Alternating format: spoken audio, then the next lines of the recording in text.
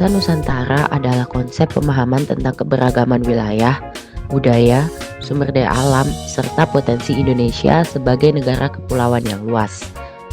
Dengan adanya ini, mengajarkan pentingnya memahami dan menghargai keberagaman tersebut untuk memperkuat kesatuan bangsa. Sejarah Wawasan Nusantara dimulai dengan adanya Deklarasi Juanda pada tahun 1957 yang membuahkan hasil Laut Teritorial 12 mil perairan antar pulau bagian NKRI. Tujuan dari deklarasi tersebut adalah memperkuat kedaulatan, melindungi sumber daya alam, dan menyatukan wilayah.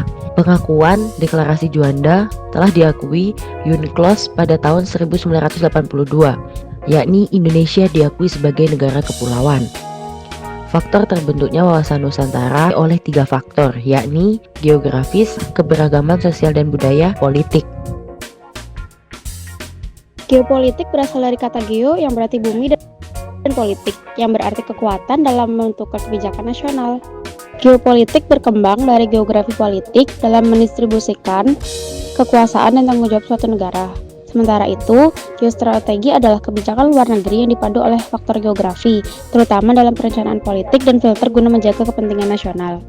Secara keseluruhan, geopolitik dan geostrategi Indonesia sangat dipengaruhi oleh kondisi geografis yang strategis serta dinamika sosial, politik, dan ekonomi yang terus berkembang.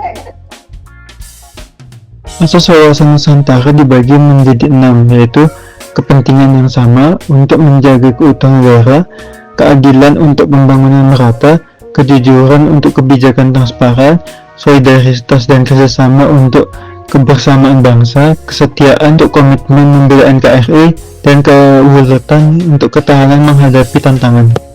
Implementasi dan berbagai bidang dibagi menjadi 4. Yang pertama, politik, yaitu kesatuan dalam keberagaman; ekonomi, yaitu pemanfaatan sumber daya secara adil; sosial budaya, yaitu keharmonisan dalam keberagaman; pertahanan dan keamanan, yaitu ancaman satu daerah adalah ancaman bagi bangsa. Peran wawasan Nusantara dibagi menjadi 4. Yang pertama, politik, persatuan bangsa, kebijakan inklusif bagi keberagaman. Yang kedua, ekonomi, pemanfaatan sumber daya alam yang adil dan merata. Yang ketiga, sosial budaya, toleransi, solidaritas, dan penghargaan terhadap keberagaman budaya. Yang keempat, pertahanan keamanan, ancaman pada satu wilayah sama dengan ancaman bagi seluruh bangsa. 3 peran utama wawasan Nusantara. Yang pertama, tanggung jawab lingkungan, pemanfaatan sumber daya yang berkelanjutan. Yang kedua, menegakkan kekuasaan, melindungi kepentingan nasional dan kerjasama internasional. Yang ketiga, memelihara persatuan, menjaga harmoni dalam keberagaman.